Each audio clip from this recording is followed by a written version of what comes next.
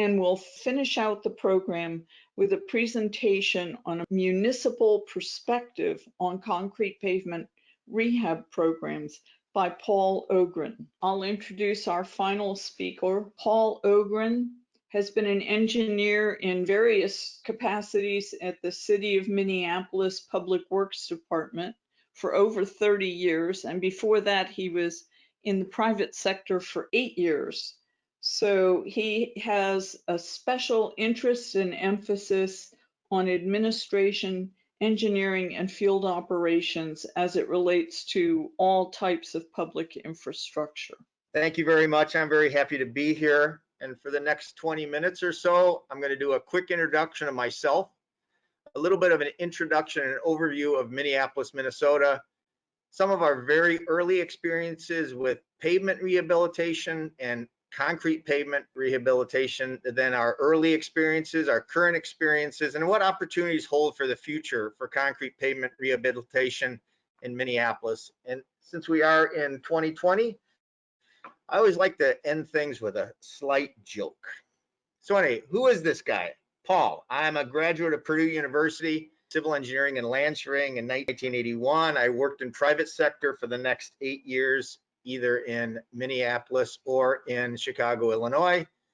And then I came to work for the city of Minneapolis in 1989. I've been here for 31 years. I have I've been a construction engineer, the lab engineer, the director of engineering, the director of field services, director of surface water and sewers, strategic operations coordinator. I'm the one with the most titles, so that's okay. A little bit about Minneapolis that you may not know. Mary Tyler Moore, her show was here.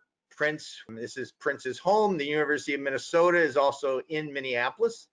Vikings, Twins, Lynx, and Timberwolves, and the University of Minnesota Gophers are here. The Wild and the Loons are in the other city, St. Paul. Notable politicians, we have our Hubert Humphrey, Walter Mondale, and Paul Wellstone. Yes, we did have an ex-wrestler as a governor for a while, Jesse Ventura. How cold does it really get here? Well, there are 30 days a year that are below zero, and there is 76 days a year that are below 32, and these are not inclusive. So we're talking about 100 days below 32 on a yearly basis. Spring and fall are spectacular. I love the wintertime. Fish we talk about all the time, whether it's lutefish over the holidays or walleye, northerns, or muskies. Juicy Lucy hamburgers are home here. Honeycrisp apples came from the University of Minnesota. And we are quite serious about our craft and not so craft beer. And believe it or not, we are the home of the most golfers per capita in the United States.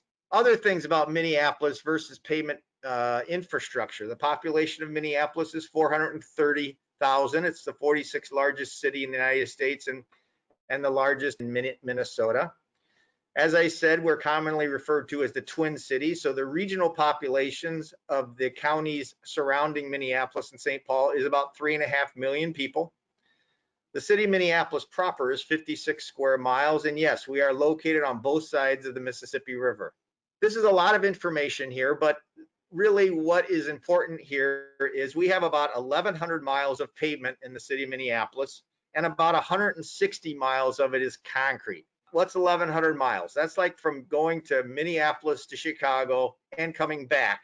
That's about 1,100 miles. This is the condition index map of the entire city of Minneapolis. You can see if you got really good eyesight, if it's not hatched, it's asphalt. If it's concrete, single hatch is concrete, and then we have pavers.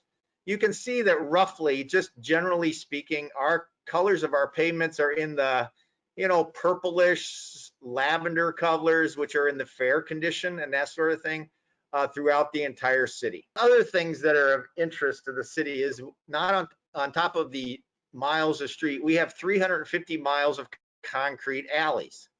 And I'll explain the next 4 in more detail in the next slides. But from 1960 to 1997, we conducted the residential paving program. It began and ended.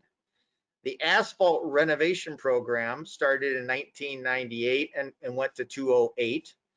Then in 2008, we started the asphalt resurfacing program. And finally, we get to 2012, where we had the first pilot project in concrete rehabilitation in Minneapolis. What's interesting to know about Minneapolis is, number one, we are a day labor system. That time from 1960 all the way to 1998, every street, residential street, was built and rebuilt in the city of Minneapolis. It was built by day labor. That means they were city of Minneapolis employees. We had all the equipment, we had all the labor. Through that time, the city of Minneapolis has had 3 asphalt plants and 3 concrete plants. So we know exactly what we did. We did all the designs. Nothing was contracted out. The only thing we contracted out was sod placement. So we know everything about our streets when it was originally done. Then in 1998, after we had rebuilt everything, we started the renovation program. The renovation program, we started with asphalt, and we milled and overlaid the top 2 inches off of the asphalt. We fixed the curb and gutter that was poor. We fixed the signs that were faded, and so that we could be gone for another 20 years. Then after that, in 1998 to 2008, we weren't going fast enough. The pavements generally were all deteriorating faster than we could fix them. So then we started the asphalt resurfacing program, which is a quick and easy asphalt, edge mill the asphalt and put 2 inches over the whole thing. And we told our residents that that would have a life of 10 years, and it bought us time. During the same time, we started starting the concrete rehabilitation program in 2012. So a recent phenomenon for us. So as it relates to concrete pavement rehabilitation, prior to 2012, for the past 50 years, we basically did nothing. We went too long without doing anything to our concrete pavements. We did a lot of talking, we did a lot of studying, but we really never did anything. What we did do to a mild extent was miscellaneous joint repairs and resealings. That was part of our seal coating program, which was up and down with preventative maintenance funding as it was with the city of Minneapolis. One project we did do was in 1980s where we did a crack and seat with an asphalt overlay. We worked with MnDOT on this, and we basically shattered the concrete pavement and with various methods. And then we did an overlay over them, and it is still in operation today. Around 2006, concrete rehabilitation started taking hold in Minnesota, and MnDOT and several of our staff, including myself, went to a concrete pavement rehabilitation course in 2006. Unfortunately, in 2006, when we did that course, when we tried to bring that information back to this local level, the municipalities, most of their repairs dealt with very thick pavements, high-speed roadways, and things that weren't necessarily applicable to the local sector. So I went to MnDOT and asked the LRRB, which is in Minnesota, that's the Local Road Research Board that is funded by municipal state aid in Minnesota, and requested that maybe they could put forth a pocket guide so that we could take a look and take the information from the MnDOT course and bring it down to a local level. In 2012, we did our first pilot project in the Seward neighborhood, which is only 4 blocks long. And then we did another one in 2013, a second pilot project. These were done completely by our day labor force of paving construction. And what did we learn? First of all, we learned a lot. What types of projects to take on? The Seward neighborhood was too far gone. We should have not done that project because it was beyond the maintenance curve that it should have been done. How much investigation is needed? How many cores? How much rattling of chains? How many hammers are needed to adequately determine the correct fix for the distress that we have? As stated previous by other speakers, the infamous partial depth repair versus full depth repair, i.e. just determining those technique developments. And the work, the logistics of the work, the planning, the plans, the technique, and the grinding. I just want to highlight grinding. We did grind all of our pavements. Interesting, in Minneapolis, we're a fully developed city. We have massive trees. We have an urban forest that is the envy of much of the United States.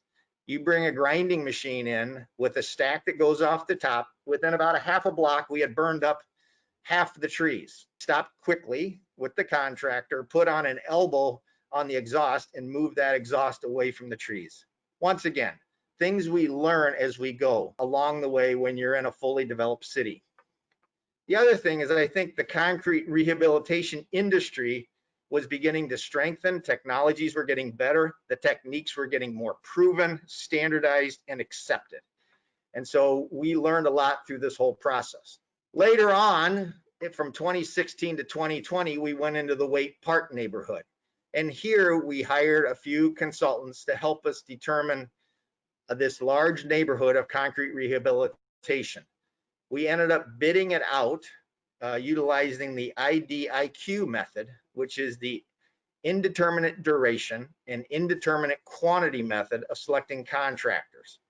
If you're not familiar with this, it's a contracting technique where we guarantee a minimum amount of work for the contractor. If the contractor does a good job, we can increase the duration and we can increase the contract quantity so that they can actually work more. If they don't do a good job, or we're not getting what we think we do, we can actually give them the minor amount of work, and then we can go on and part ways and rebid it out again. So it's a little bit of a different method of technique of selecting contractors that has worked. Both of our contractors that we've done this with, we've actually extended their work and they've gotten more work. The other thing that we have hired some engineering consultants to work with our field crews, because the field work in concrete pavement rehab is extremely important. This slide I actually mistyped based on workforce ability. It is not workforce ability, it's workforce availability. We will do the plans, we will do the project management now that we have gained these skills through our previous projects. So if we have the workforce availability, we'll do these ourselves. The same thing with the workforce availability. The city cannot take on large miles and miles of concrete rehab, but they can do small projects. They're adjacent to other things where it makes sense not to contract a small amount out, but to also do our work. In the city, we are loaded with utilities, whether it's gas, electric, water, sanitary sewer, storm sewer, fiber optics. We need to work closely with utility companies because we don't want to rehab a street and then all of a sudden next week or next year or 2 years or 5 years later, the gas company wants to come in and redo their lines. What opportunities in the future holds for concrete rehabilitation in Minneapolis? First of all, the techniques have been proven, they're successful. We've learned to plan, engineer, and implement them and construct them. We're gaining experience in the planning area. This planning area is very important, making sure you don't take on a project that is too far gone, but also not far gone enough. So we're gaining experience in the engineering plan preparation and contracting. Decide on the assessment issue. This is an issue for municipalities. When we do work, we assess the adjoining property owners for a portion of the work. In Minneapolis, our construction assessment for a project is roughly 25% that the property owners take on.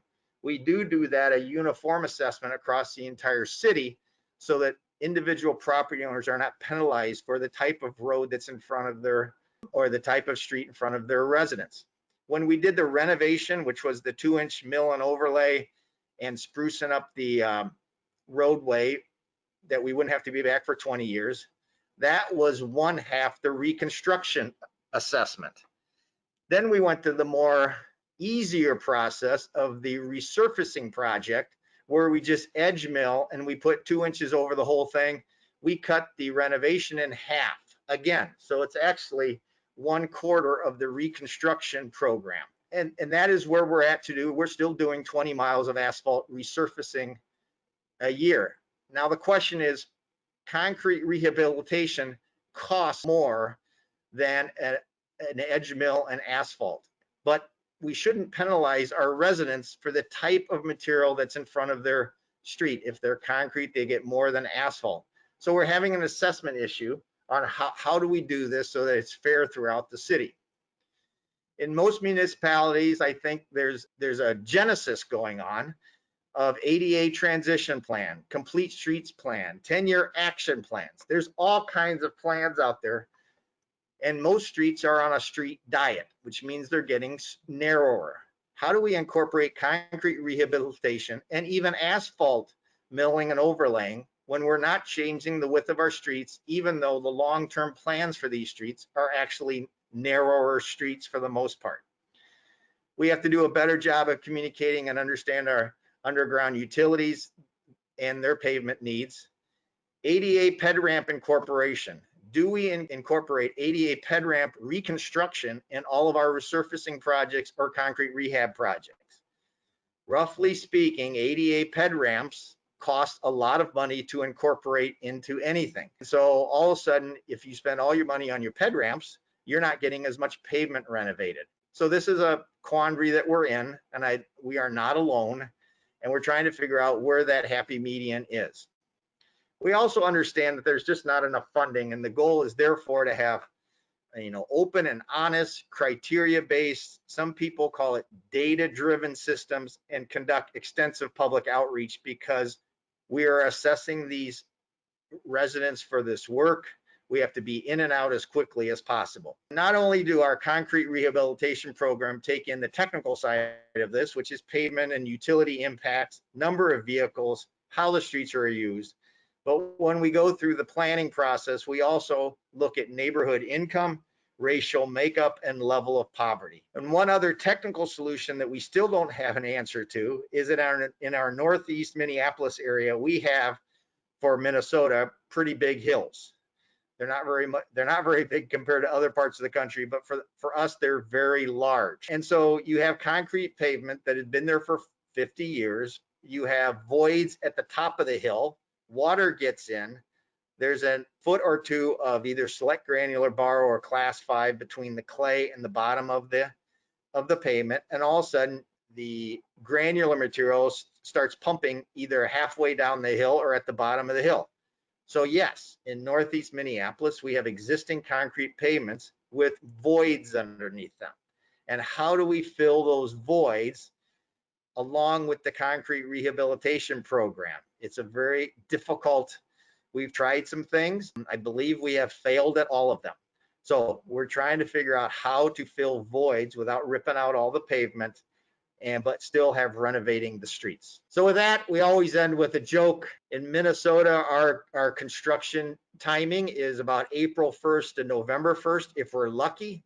So just as soon as we're done fixing the roads, we get all gridlocked by snow and ice and that sort of thing. This is what summertime in Minnesota looks like. We explore, and it says MnDOT over here, but it could be the city of Minneapolis. We're all fighting for the same construction time, and MnDOT puts people on our roads. We put people on MnDOT's road, Hennepin County, Met Council, Park Board. So we're all trying to figure out how to get the work done in a given period with a time frame that appears to be getting shorter and shorter. But this year, it's like 40 degrees outside in December, so who knows? And with that, the ending joke, and I understand this is a concrete rehabilitation, so therefore I will take a little stab at the asphalt industry. So I walk into a bar with a chunk of asphalt under my arm, and what do I ask the bartender? What I ask the bartender for is a nice cold beer and one for the road. And with that, I will bring it back. I'll send her back to Judy. The preceding was produced by the National Center for Pavement Preservation. More information can be found on the web at pavementpreservation.org. Additional support provided by Michigan State University.